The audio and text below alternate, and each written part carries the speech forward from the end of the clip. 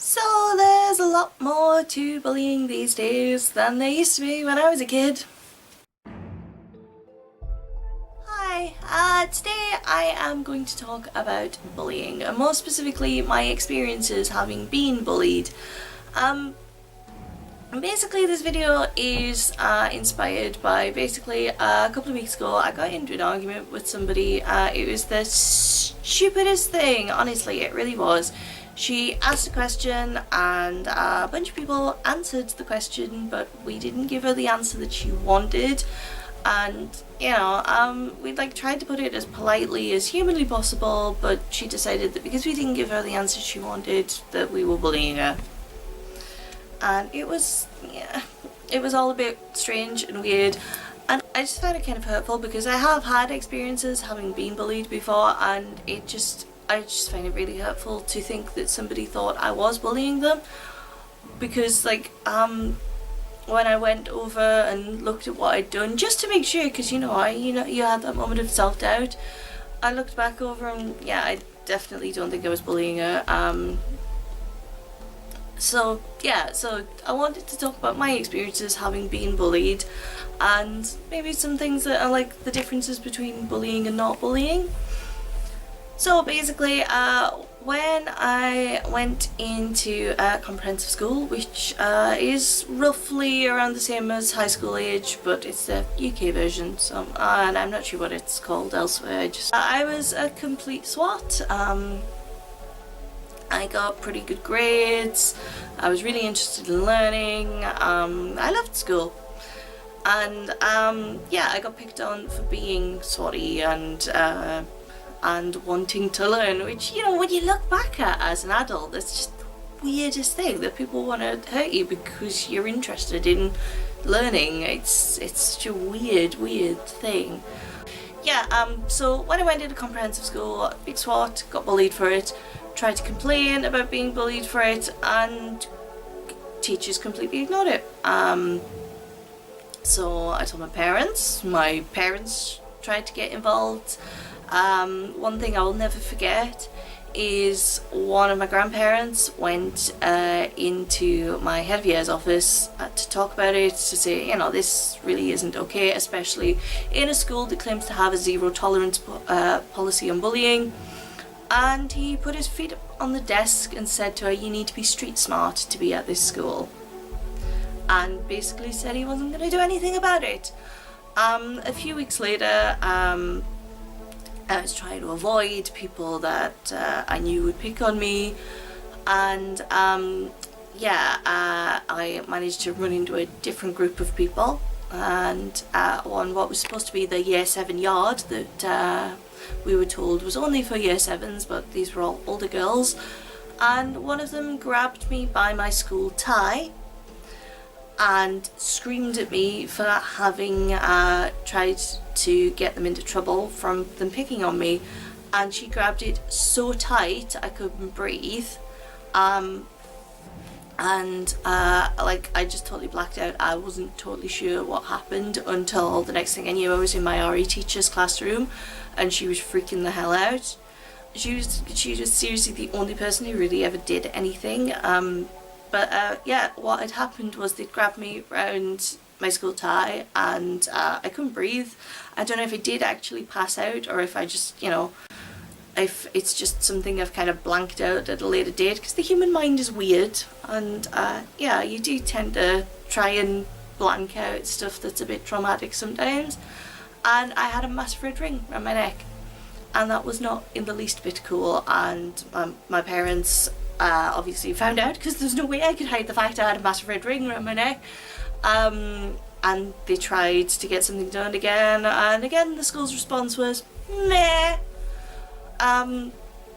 Another time I was again trying to avoid people. I just wanted to see some friends, and I just wanted to keep away from everybody, and these girls basically followed me and basically sort of like got me into a corner of the school field, which is miles away from, well, it wasn't actually miles away, but it seemed really huge to me as a child. And they just basically pushed me over and kicked me until they got bored.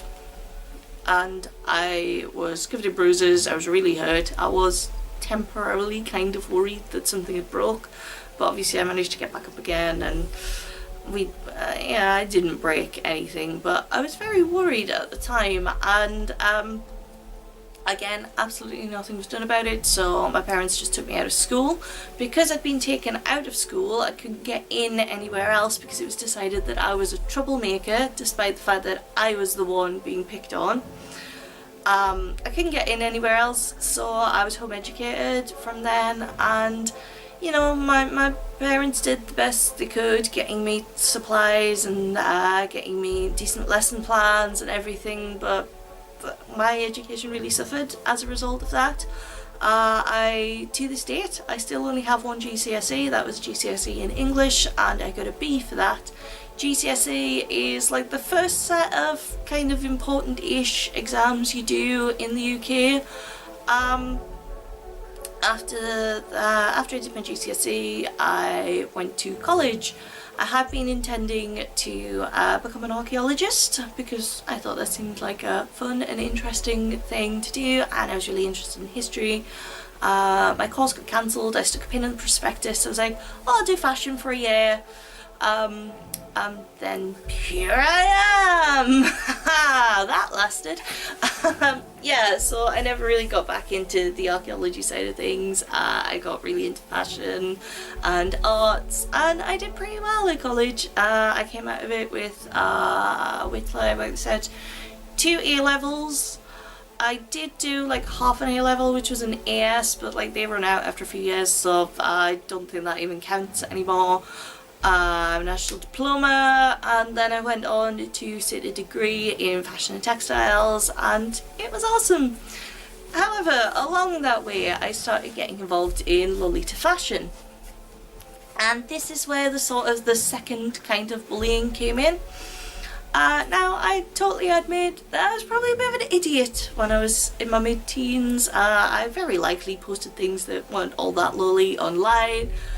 But I would always ask for constructive criticism, and I'd get like 2-3 comments on stuff I posted on LiveJournal, and like they'd always be like really positive, no matter how much I would ask, you know, if there's something that you don't like about it, tell me, and then, you know, I can fix it next time. People would never actually publicly say that. I'm finding threads about people in Lolita fashion, and I started finding all this really awful stuff about me and about my then friend. And it was like, they'd say some really nasty stuff. It wasn't just, oh, her sewing's bad. It was, oh, her sewing's terrible, she should die. I'm like, wow, okay, what the hell? And I got a lot of hate about my weight because, you know, obviously I'm a fat person. At the time I was a lot lighter than I am now, and it was awful. They'd just like mock, constant mocking about my weight, constant mocking about my friend's weight. There'd be just like constant anonymous hate posts, and it was really creepy. Actually, a lot of it is still on, if it's still going, actually, I don't even know if it's still going. I haven't checked any of these for years. But there used to be like a 4chan archive, the archive CGL, and you used to be able to find you used to just be able to type something in and it would give you all the results for that thing. Yeah, you can see a load of crap about me if it's still there. I think there was at one point somebody tried to say I was homeless, and I lived in a crack den or something. It was actually the club where I worked. I took a photo in the club, and they're like, oh my goodness, look at her living room, she lives in a crack den. And I'm like, that's not my living room. I literally captioned the picture with the name of the club. What? Lolita Forum, actually, that was on my blog. I got a lot of blog stalkers at one point via 4chan, and instead of just the Lolita stuff, they would now post everything. And it was really creepy. Oh yeah, there was also another point, somebody found a photo of me with Carl from Angel's Pit and tried to imply I was stalking him. I wasn't stalking him, I was working at the gig and I got a photo with him. The hell. So yeah, all of this was going on, and the old Lolita Secrets community, there would just be stuff about me every week, and there were death threats in there. One of the ones I remember the most was there's a photo of me with Gary Newman, and they'd like hacked Gary Newman badly out of the side with Photoshop, and instead replaced him with this complete tirade about how I needed to die in a fire, and it looked like it was saved somewhere actually. Yeah, and it was just constant awfulness and a scary amount of death threats just because just because I was fat and wore Lolita, and that's just the stupidest thing.